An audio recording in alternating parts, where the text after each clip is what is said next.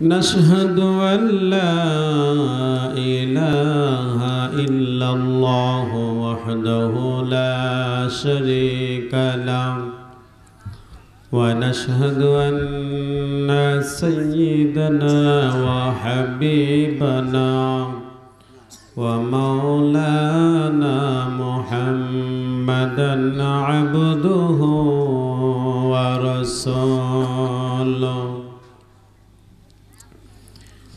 الذي أرسل رسوله بالحق بشيرا ونذيرا وداعيا إلى الله بإذنه وسراجا منيرا فقد قال الله تعالى في كلامه المجيد وفي فرقانه الحميد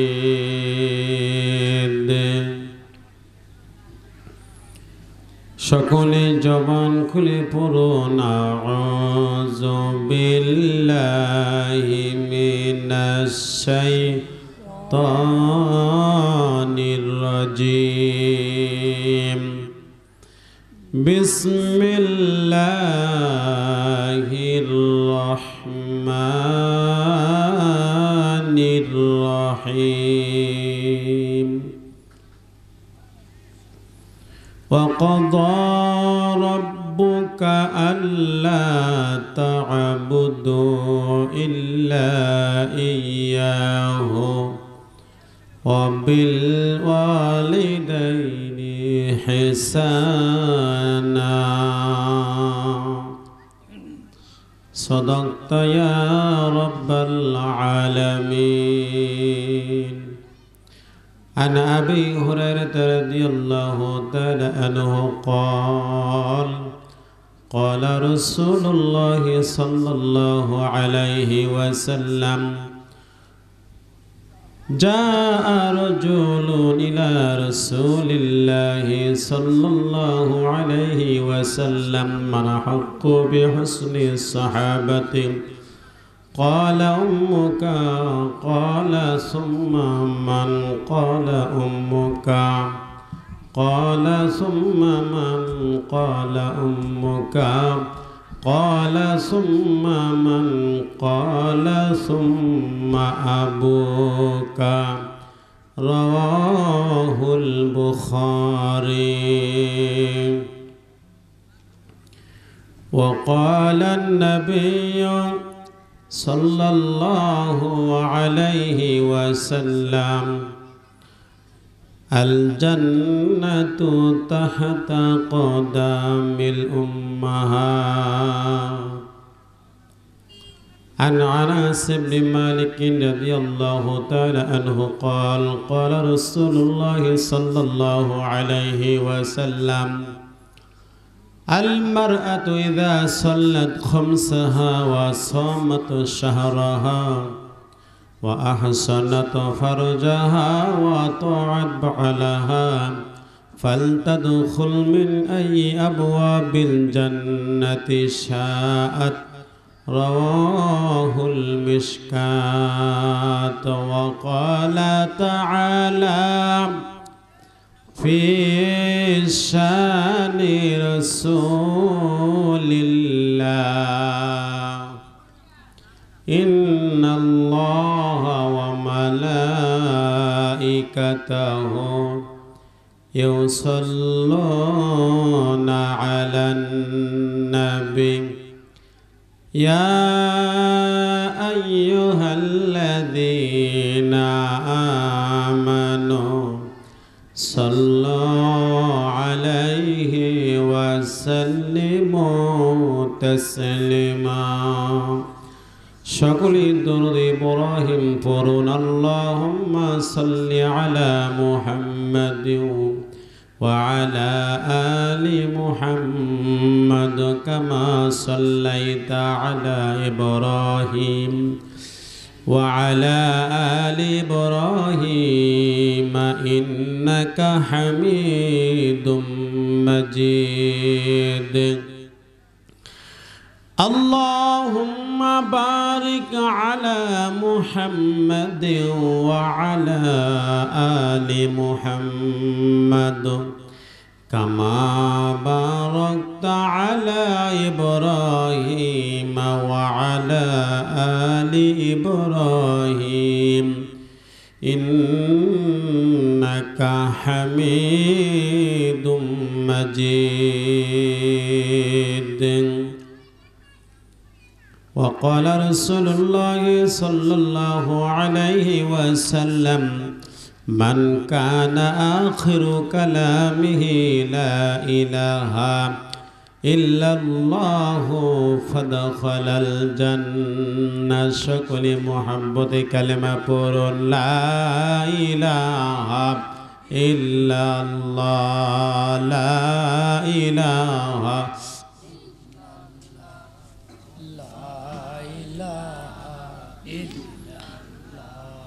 আল্লাহ রসুলের একটি হাদিস আল্লাহ নবী বলেছেন 3 জায়গায় ফাঁকা স্থান পূরণ করো সগীরা গুনাহ মাফ হবে। ওয়াজ মাহফিল শুনতে গিয়ে বান্দা যদি সামনের ফাঁকা জায়গা পূরণ করে ডানে বামে ফাঁকা জায়গা পূরণ করে জমে জমে যদি বসে আল্লাহ পাক তার সগীরা গুনাহ মাফ করে দিবেন। ভালো কোনো কথা শোনার পরে বান্দা যখন সুবহানাল্লাহ বলবে আল্লাহ পাক তার প্রতি খুশি হয়ে বেহেশতের মধ্যে একটা ফলের গাছ লাগিয়ে দেবেন। বলেন সুবহানাল্লাহ। আমি অনুরোধ করব রাস্তায় যারা আছে বাড়িতে এখনো যারা আছেন রাস্তায় বাড়িতে যায় যেখানেই থাকেন না কেন আজকের এই রিয়াজুল জান্নাত জান্নাতের বাগানে কোরআনের এই মাহফিলে আসার জন্য এবং মাহফিলের সৌন্দর্য আপনাদেরকে বজায় রাখার জন্য বিশেষভাবে অনুরোধ জানানো যাইতেছে। আর এই সাইটে যারা আছেন আপনারা সামনের মানুষ সামনে আসেন, আপনারা সাইটে গেছেন কে? সাইটে তো তারাই থাকে যাদের দাম নাই, তারাই সাইটে থাকে। আপনি তো দামি মানুষ, আপনারা সামনে বসেন। হ্যাঁ, ওই জায়গাটা ছেড়ে দেন, সামনে বসেন। কালিমা পড়ন লা ইলাহা ইল্লাল্লাহ লা ইলাহা। ভাইজান বহু দূরে মদিনা, বলেন তো মদিনা দূরে না কাছে? জবান খুলে বলেন মদিনা দূরে না কাছে? বলেন সবাই বহু দূরে মদিনা, আমরা কেমনে যাব জানি না।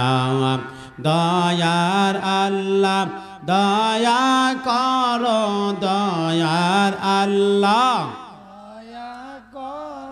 আবার বলেন দয়ার আল্লাহ দয়া করো, পোড়াও মনের বাসনা। লা ইলাহা কালিমা লা ইলাহা সুবহানাল্লাহ ওয়ালহামদুলিল্লাহ লা ইলাহা। ভাইজান নামাজ রোজা ছাড়ব, বলেন নিয়ত করা যাবে? নামাজ রোজা ছাড়বেন না ধরবেন? অনেকে আছে মাগরিব পড়ে নাই, এশাও পড়ে নাই, নিয়ত করছে ফজরও পড়বি না। এরকম নিয়ত আছে নাকি? এরকম নিয়তও আছে। আরে নিয়ত করেন মাগরিব গেছে, ঈশার নামাজ কাজা হয়ে গেছে, ফজর থেকে নামাজ ধরবো, বলেন ইনশাআল্লাহ। নিয়ত করেন। বুখারী শরীফের প্রথম হাদিস হলো ইন্নামাল আ'মালু বিন্নিয়াত। বান্দা যত কাজ করো প্রথম কাজটা হলো তোমার নিয়তকে সহি করো। এই জন্য আমরা নিয়ত করি, সকলে বলি নামাজ রোজা ছাড়ব না, নামাজ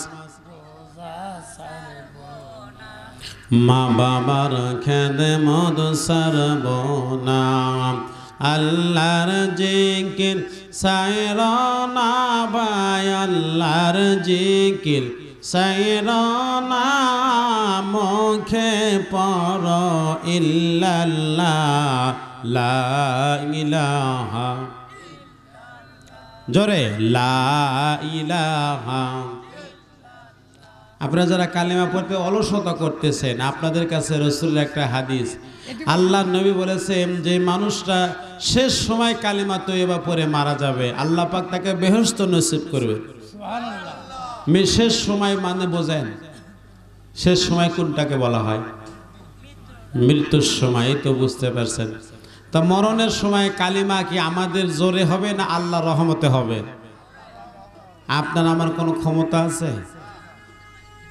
মরণ যেই ফেরেশতা আসলে হবে, সেই ফেরেশতাকে দেখার পরে আমাদের কলিজা শুকিয়ে যাবে, আমাদের সাহস হারিয়ে যাবে, আমাদের সাহস থাকবে না। মরণ হবে যেই ফেরেশতা আসলে, সেই ফেরেশতার নাম হলো আজরাইল। বলেন কি নাম? আপনারা তো দেখছেন, সবাই দেখেননি? কে এই গ্রামে আসেনি? মানুষ মরে নাই? এই গ্রামে আসে নাই? তা আপনারা দেখেন নাই বলতেছেন? বলেন যে হুজুর এই গ্রামে ঠিকই আসছে, কিন্তু আমরা দেখি নাই। যাদের মৃত্যু হয়েছে তারাই দেখে নিছে, আর আমরা যেদিন দেখবো সেদিন আমরাও পেয়েছি। বুঝেন নাই? সেই জন্য এমন একজন ফেরেশতা যার চেহারা দেখলে আমাদের ভয় লাগতে পারে, স্বাভাবিক একটা কথা। আমি যদি আপনাকে যদি বলি, বলেন তো সূরা ফাতিহা আলহামদুলিল্লাহ সূরা কয়টা আয়াত? 7টা আয়াত। বলেন আমার সামনে একটু বলেন, দেখবেন বলতে যায় কয়েক জায়গায় ভুল হয়ে যাবে। এর প্রথম কারণ হলো ভয়। কি কারণ? ভয়। আমি একদিন এক লোককে বললাম, ভাই কন্ত ওযুর ফরজ কয়টি? কয় 9টি। ওযুর ফরজ হলো 4টি, আর লোক কয় ওযুর ফরজ 9টি। আমি বললাম কি কি কন্ত? কয় হাত ধোয়া, চোখ ধোয়া, নাক ধোয়া, মুখ ধোয়া, পাও ধোয়া, মাসওয়া করা, এই করতে করতে 9টার জায়গা তারও বেশি হয়। তো আমি বললাম আপনি করলেন 9টা, এখন যে 11টা হয়। হুজুর আরো পায়, আপনার দিকে ভয় লাগতেছে তাই। এই লোকটা ওযুর ফরজ, ওযুর সুন্নত সবগুলো এক জায়গায় করছে। ওযুর ফরজ আছে, ওযুর সুন্নত আছে। সেজন্য আমি আপনাদেরকে বলবো যে মহাব্বতের সাথে কালেমা জিকির করতে হবে। আমার এই ওয়াজ শোনার পরে এক লোক আমাকে এক খাতার কলম নিয়ে এসে বলতেছে, বুরুজ গ্রাম, বলে হুজুর মরণের পরে কবরে যে 3টা সওয়াল জবাব হবে, প্রশ্ন করবে, উত্তর দেওয়া লাগবে, এই 3টা প্রশ্ন উত্তর আপনি লিখে দেন তো, আমি মুখস্থ করে মারা যাব। ফেরেশতা এসে বলার অপেক্ষা নাই, ফেরেশতা বলতে দেরি, আমার উত্তর দিতে দেরি নাই, আমি ভন ভন করে উত্তর দিয়ে দেবো। বললাম সাহস তো কম নাই বাবা, ফেরেশতা যে আসবে কবরের মধ্যে, সেই ফেরেশতা কি আপনি দেখছেন? কয় না হুজুর। চিন্তা করছেন? দেখে নাই, কিন্তু সাহস আছে, 3টা দোয়া মুখস্থ করে চলে যাবে কবরে। কেউ নিজের শক্তি দিয়ে মুখস্থ করে সওয়াল জবাব দিতে পারবে না, পারবে আল্লাহর রহমতে। সুবহানাল্লাহ বলেন। তো সেজন্য আমি আপনাদেরকে বলবো, কালেমা জিকির মরণের সময় কালেমা তারাই পড়তে পারবে যারা সুস্থ অবস্থায় কালেমা জিকিরকে যারা মহাব্বত করেছে, কালেমার সাথে যাদের ভালোবাসা ছিল, কালেমাকে যারা ভালোবেসেছে, মরণের সময় আল্লাহ তাদেরকে দয়া করে কালেমা পড়ায়া দেবেন। বিশ্বাস হয় না?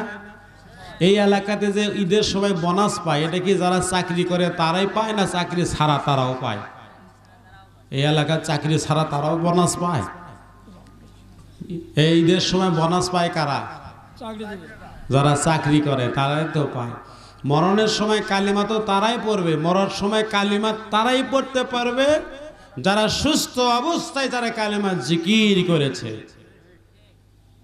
বিশ্বাস আপনাদের হোক আর না হোক, আমার এই জীবনে আমি একজন লোককে মৃত্যুর সময় কালিমা পড়াইতে গিয়েছিলাম। আমি সেই লোকের নাম বলি না, নাম বললে অনেকেই চিনবে, কারণ গ্রামের বাড়ি হলো তার চরপাড়া, আছে না নাই? সেই লোকটা মৃত্যুর শয্যায় পড়ে আছে, তাকে গোসল দেওয়া হয়েছে, আর আমাকে ডেকে নিয়ে যাওয়া হলো, হুজুর আপনি একটু আসেন, একটু তওবা পড়ায় দেন, এরকম ব্যবস্থা হয় কি না? তা আমাকে নিয়ে যাওয়া হলো, আমি সেই লোকের কাছে পৌঁছে গেলাম। যাওয়ার পরে আমি বললাম, বলেন আমার সাথে সাথে, লা ইলাহা ইল্লাল্লাহু মুহাম্মাদুর। তা আমি কালিমা পড়ি, আমার পড়া আমি পড়ি, ওই লোকটা কোনো হ্যাঁ হো কিছুই কয় না। আমি আবারও কালিমা পড়লাম, আবারও কালিমা পড়লাম, আবারও কালিমা পড়লাম। পড়তে পড়তে আমার দিকে তাকায় দেখেন কয়বার পড়ছিলাম? 8 বার পড়ছি। লোকটা একটা বারও পড়তে 8 বার লোকটা আমাকে মাথাতে ইশারা করে, না না না, আমার কালিমা নসিব হয় না, আমার কালিমা মুখে আসে না, আমি পড়তেই পারি না। ওই লোকটা কালিমা কেমন করে পড়বে? যখন লোকটা ভালো ছিল, সুস্থ ছিল, সংসার জীবন, রাজনীতির জীবন যখন ছিল, তখন লোকটা ছিল কালিমার বিরুদ্ধে। এই লোক কি কালিমা পড়ে মারা যাবে? তাহলে তো আল্লাহ তাআলার কথা তো মিথ্যা হয়ে যাবে। আল্লাহ তো তাদেরকেই কালিমা দেবে যারা কালিমার সাথে মহাব্বত রাখছে। জোরে কোন ঠিক কিনা? মুসলমান ভাইরা বাবজিরা, আমার লোকটা কালিমা ছাড়াই মারা গেছে। এই জন্য আমি আপনাদেরকে বলবো মহাব্বতের সাথে কালিমা জিকির করেন, লা ইলাহা ইল্লাল্লাহ, আরো জোরে লা ইলাহা ইল্লাল্লাহ, ও লা ইলাহা ইল্লাল্লাহ, লা ইলাহা ইল্লাল্লাহ বলরে আমার মন, লা ইলাহা ইল্লাল্লাহ বলরে আমার মন। হায়রে মরণের কালে বুঝিতে পারিবা, মরণের কালে বুঝিতে পারিবা, নবীজির কালিমার কত গুণ। কালিমা লা ইলাহা ইল্লাল্লাহ বলরে আমার মন। দেখেন তো চুপ করে থাকে কেরা? কালিমার দুশ্মনী কারা? দেখেন তো কালিমার সাথে দুশ্মনী আছে কারো? সবাই পড়েন লা ইলাহা ইল্লাল্লাহ। রাস্তার ভাইয়েরা আবারও অনুরোধ করছে, রাস্তা ছেড়ে, মেলা ছেড়ে, বাড়ির যারা আছেন এখনো বাড়ির কাজ কাম শেষ করে মাহফিলে আসুন, মাহফিলে এসে বসে পড়েন।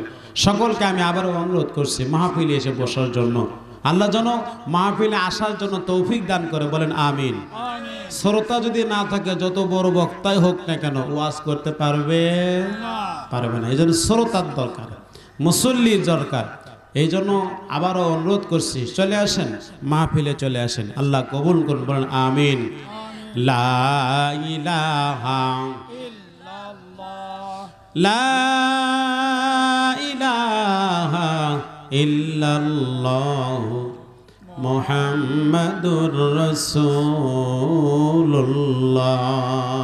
পড়েন সাল্লাল্লাহু আলাইহি ওয়াসাল্লাম। মুআজ্জাজ মুহতারাম, আজকে চরগোদাগাড়ি মণ্ডলবাড়ি জামে মসজিদের উন্নয়ন কল্পে বিরাট ইসলামী জলসার সম্মানিত ভারপ্রাপ্ত সভাপতি সাহেব হযরত মাওলানা মোহাম্মদ কি নাম বাগান লিয়াকত আলী, আজকের মাহফিলের সম্মানিত ভারপ্রাপ্ত সভাপতি মাওলানা মোহাম্মদ লিয়াকত আলী সাহেব, ইমাম অত্র জামে মসজিদ, সম্মানিত সুযোগ্য ইমাম সাহেব সভাপতির দায়িত্ব পেয়েছেন, এখন তিনি সভাপতি।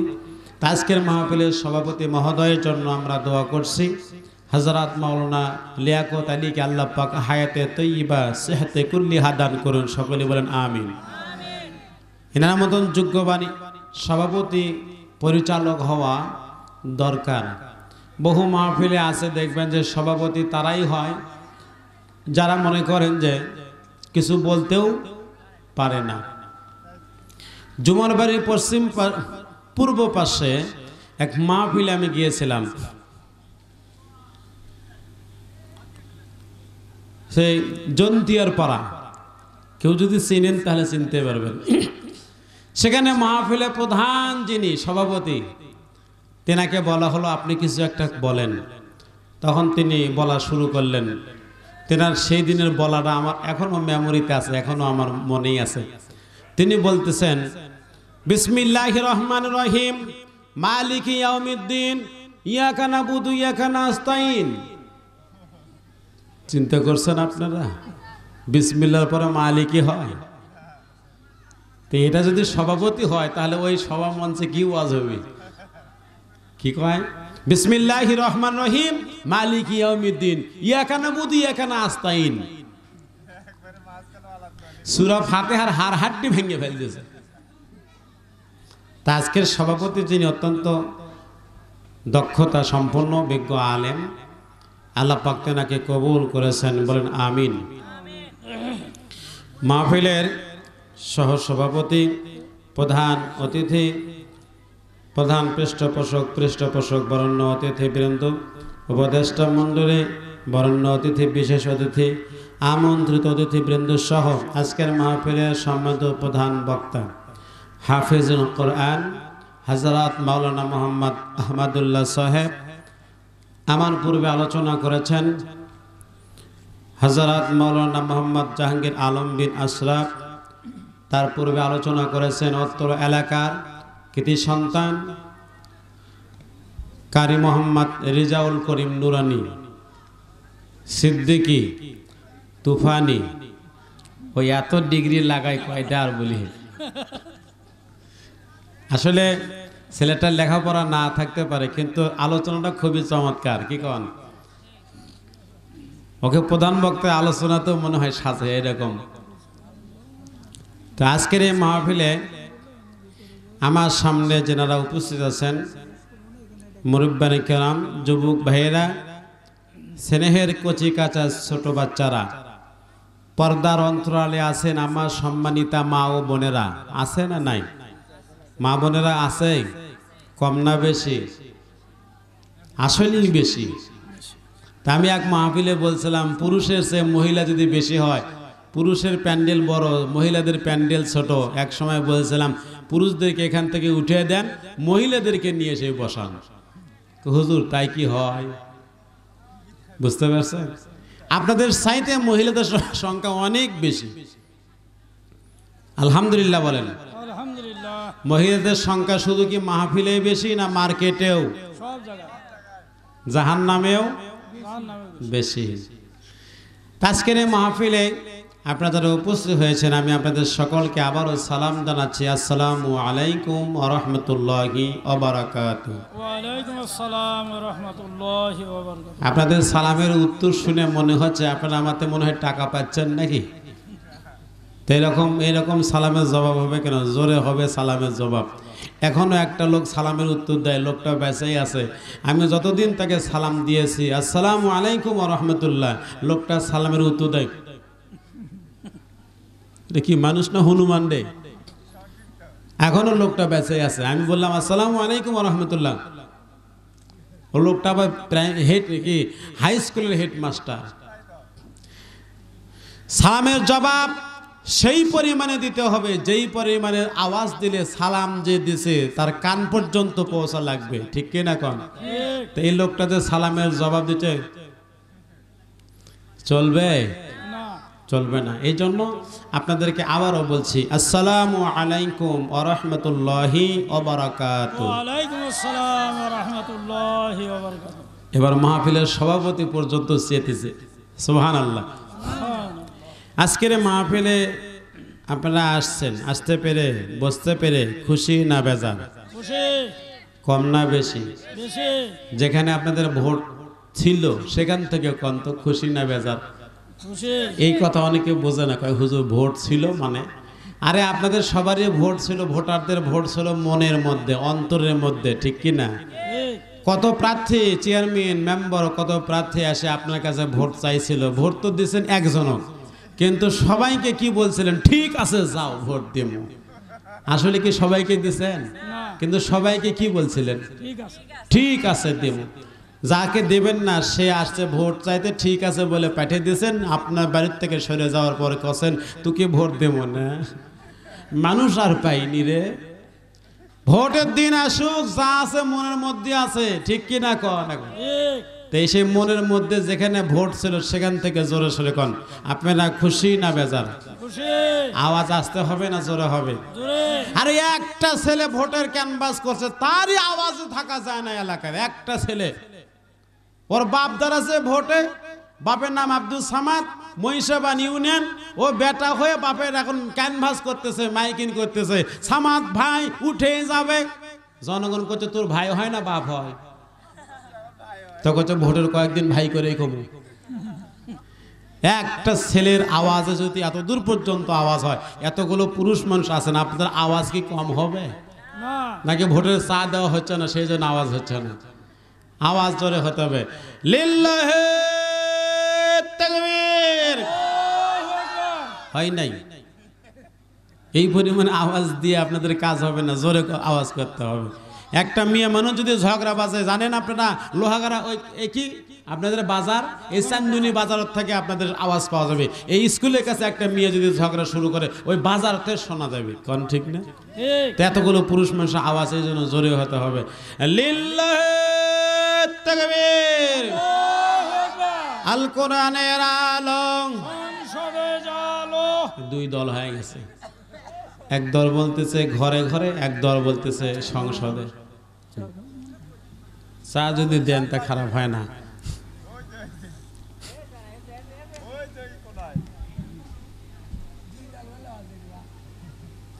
আজকের আপনারা দুই দল না হয়ে এক দল হবেন। আল কোরআনের আলো, সংসদে জালো।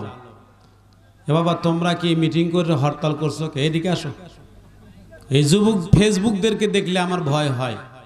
দেখছেন এরা চারজন ওখানে আলাদা হয়ে বলছে, তার মানে কি ফেসবুক, এই যুবকদেরকে দেখে আমার ভয় হয়। কেমনে ভয় হয় সেই কথাটা তো শোনা দরকার। রাস্তার পাশে যুবক দুই হাত তুলে বসে আছে, তা আমি এখন দূরের থেকে মনে করছি মনে হয় কোনো কবরবাসী, কবরের পাশে দাঁড়িয়ে থেকে ছেলেটা দোয়া করতেছে। কে রে বাবা, দোয়া করলে তো কান্দার কথা, ঠিক কি না? তো হাত থেকে দুটো তুলছে কিন্তু কান্দে না, লোকটা হাসতেছে। আস্তে আস্তে কাছে যায় দেখি হাত দুটো ঠিকই তুলছে, হাতের মধ্যে দেড় হাতে একটা মোবাইল আছে। সেই দেড় হাতে মোবাইলে বুড়ো লোক দেখলে এরকম করছে দাঁড়িয়ে থেকে। তাহলে চিন্তা করেন, আমি ভাবলাম কি আর হলো কি, আমি মনে করছি দোয়া করতেছে, আসলে কি দোয়া করতেছে ওই ফেসবুক পড়িচ্ছে। এই জন্য ফেসবুক যুবকদেরকে দেখে ভয় হয়। তোমরা এখনো ফেসবুক ছেড়ে দিয়ে মাহফিলে এসে বসে পড়ো। আবার সবাই বলবেন, একজোটে বলবেন, আল কোরআনের আলো, সংসদে জালো। আল কোরআনের আলো, সংসদে জালো। আমার নেতা তোমার নেতা বিশ্বনবী মুস্তাফা, লিল্লাহি তাকবীর। মুসলমান ভাইরা, বাপজিরা আমার, অল্প সময় কিছুক্ষণ কথা বলবো, প্রধান বক্তা এসে যাবে। তারপরে আমি আপনাদের সম্মুখে অল্প সময় যে কথাটা বলতে চাই, আল্লাহ পাক যেন তৌফিক দান করেন। আল্লাহ পাক রব্বুল আলামিন কোরআনুল কারীমের মধ্যে বলে দিয়েছেন, বান্দারে আমি আল্লাহর হুকুম পালন করার পর দ্বিতীয় নাম্বার কাজ হলো তোমার মা বাবার সাথে ভালো ব্যবহার করা। দ্বিতীয় নাম্বার কাজ হলো তোমার বাবা মায়ের খেদমত করা। দ্বিতীয় নাম্বার কাজ হলো বাবা মায়ের সাথে ভালো ব্যবহার করা। এই হুকুমটি কার? যুবকেরা ভালো করে শুনতে হবে। যাদের মা আছে, যাদের বাবা আছে, তাদের জন্য বিশেষ করে কথা, মা বাবার সাথে কিভাবে ব্যবহার করতে হবে আল্লাহ পাক কোরআনের মধ্যে বলে দিয়েছেন, ওয়াকুল লাহুমা কওলান কারীমা। তোমার মা বাবার সাথে তুমি ভালো ব্যবহার করো, নম্র আর ভদ্র ব্যবহার করো। সুবহানাল্লাহ। কিন্তু এখন অধিকাংশ সময় মায়ের সাথে খারাপ ব্যবহার, বাপের সাথে খারাপ ব্যবহার। বাবা কয় তুমি কি বোঝো, মা কয় তুমি কি বোঝো।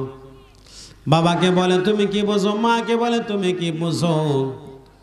ভাইরা আমার, আমাদের সমাজে বলেন তো ফরজের দাম বেশি না নফলের দাম বেশি? আরো জোরে বলেন। সবাই কন কার দাম বেশি? ফরজের দাম বেশি বলতেছেন, মুখে মুখে বললেন, মিথ্যা কথা বললেন। তার কারণ প্রমাণ দিয়ে যায়, মা বাবার খেদমত করা ফরজ আর শাশুড়ির খেদমত হলো নফল। এখন বলেন কোনটার দাম চলছে আমাদের সমাজে? কোনটার দাম চলছে, ফরজের না নফলে? মায়ের খেদমত করা ফরজ, শাশুড়ির খেদমত করা হলো নফল। মাকে বাদ দিয়ে শাশুড়িকে নিয়ে এখন আমরা বেড়ে ব্যস্ত হয়ে গেছি। শাশুড়ি আসার পরে জামাই বলতেছে, আম্মা আপনি কি খাবেন, আপনি কি খাবেন, আপনি গরুর গোস্ত খাবেন না খাসির গোস্ত খাবেন না মুরগি খাবেন, কোন মুরগি খান, ব্রয়লার খান না দেশি খান, সাদা খান না কালো মুরগি খান, আপনি কি খাবেন, আপনি কি খাইতে ভালোবাসেন। শাশুড়ি বলার আগে শাশুড়ির বেটি আছে কে হয় দেখছো, শাশুড়ি বেটি বলে শালি হয়, এটা পাগলা নাকি, বিয়ে করেনি দেখে ভুল করছে। শালি হয়। এটাও ভালো করছে, আর এক জায়গায় করতে শাশুড়ি বেটি মাও হয়। আল্লাহ আর এক মাহফিলে কি বলতেছে, নাউজুবিল্লাহ। শৌরির বেটি যার ঘরত আছে, শাশুড়ির বেটি এটা কে হয়, বউ হয়। কি হয়? ও এখন বউ বলতেছে আমার মাও দুটেই খায়, খাসির গোস্ত খায়, গরুর গোস্ত খায়, খাবি তো। আর মা হলো এক কোষ, ঠিক আর মাও কয়টা খায়, সবই আর মাও সবই খায়। বাজারে যাওয়ার পরে খাসির গোস্ত, গরুর গোস্ত, দই, মিষ্টি, পোলার চাউল সব কিছুই নিয়ে আসলো। রাতের বেলা রান্না হয়ে গেল। রান্না কাজ শেষ হওয়ার পর এখন শাশুড়িকে খাবার দিয়েছে, জামাইও পাশে বসে আছে। জামাই আগে খায় না, কয় আম্মা অনেকদিন পরে আসছে, আগে আম্মাকে ভালো করে খাওয়াও। বেটি তখন তার মাকে ভালো করে খাওয়াইতেছে, যেরকম খাওয়া, যেরকম খিলেন কোনো দিন তারা শাশুড়িকে, ওই বেটার বউ কোনো দিন তারা শৌরি খাওয়ায় না। কান ঠিক কি না? ঠিক এত যত্ন করে একদম ভালো করে তারা মাকে খাওয়াইতেছে। বেটি কোনোদিন মাকে কম খাওয়াবে না, বেশি খাওয়াবে। তারপরও জামাই এখন আলগা ফুটনি, আলগা ফুটনি বোঝেন, জামাই এখন করছে আম্মা কি খিলেচ্ছিল, ওঠ আম্মা অনেক দিন পরে আসছে, আর আম্মা কি দিচ্ছ, হাড্ডিগুলো দিচ্ছ, আম্মা আমান গোস্ত দাও, কলজে দাও, ভালো আন দাও, শান দাও, এগুলো আম্মাক দাও। এখন বউক তুলে দিয়ে নিজেই এখন চামচ হাতত নিয়ে কোরমা পোলা তুলে দিচ্ছে, আর করছে আম্মা জান কোরমা পোলা আরো খান। আম্মা জান কি জান, আম্মা জান, জোরে কোন কি জান, আম্মা জান। আম্মা জান কোরমা পোলা আরো খান। ও মুসলমান ভাইরা আমার, পাশে একটা কুড়ে ঘর আছে, আঙ্গিনার মধ্যে একটা ঘর আছে, ওই ঘরের মধ্যে একটা বিধবা মহিলা আছে। ওই বিধবা মহিলা দরজাখানা খুলে দিয়ে ছেলের ঘরের দিকে তাকায়া দেখে, এত আদর যত্ন করে এত ভালো ভালো গোস্তগুলো আম্মাকে যে শাশুড়িকে তুলে দিচ্ছে, তখন এই বিধবা মা চোখের পানি ছেড়ে দিয়ে কাঁদতেছে আর বলতেছে, বেটারে যখন তোর কেউ ছিল না তখন ছিলাম আমি, এখন তোর বউ হয়েছে, পর হয়েছি আমি। বলেন পর হয়েছি আমি। যখন তোর কেউ ছিল না তার মানে বোঝেন নাই মা কত কষ্ট করে সন্তানটাকে পেটে ধারণ করেছে। এটা শুধু একসময় ওয়াজ করছি, বুঝি নাই, কিন্তু বিবাহ শাদী করার পর আমার যখন স্ত্রী হলো, স্ত্রীর গর্ভে যখন সন্তান এসে গেল, আমি ওয়াজ মাহফিল করে বাসায় যাই। বাড়িতে যাওয়ার পরে রাতে 12টা বাজে, 1টা বাজে, 2টাও বাজে। একদিন আমি তাকে দেখি আমার বিবি কাঁচা ঘুম থেকে লাফ দিয়ে খাট থেকে নামে হাঁটাহাঁটি করতেছে, হাঁটতেছে। আমি ডাক দেওয়ালাম, বিবি রে ঘুম বাদ দিয়ে হাঁটো কেন, কি হয়েছে? আমি আলো দিয়ে দেখি, লাইট জ্বালাইয়া দেখি আমার বিবির চোখে পানি। আমি আমার বিবিকে বললাম, তুমি হাঁটতেছো কেন, চোখে পানিও দেখা যায়। বিবি আমার সেই দিন বলেছে, তুমি বুঝবা না, আমার কলিজায় এমন করে আঘাত দিয়েছে, এমন করে আমাকে লাথি দিয়েছে, আমার কাঁচা ঘুম, আরামের ঘুম পর্যন্ত ভেঙে দিয়েছে। এরকম কি আমার মেয়ে শুধু করেছে না আমরাও করেছি? সবাই করছে, কথা কন না কেন? সবাই। আমার বিবি একটা কথা মাঝে মধ্যে বলে, 2টা মেয়েকে মানুষ করে যেই কষ্ট না পাইছি, আমার 2টা মেয়ের পরে আর একটা আক্রোশ হয়েছে।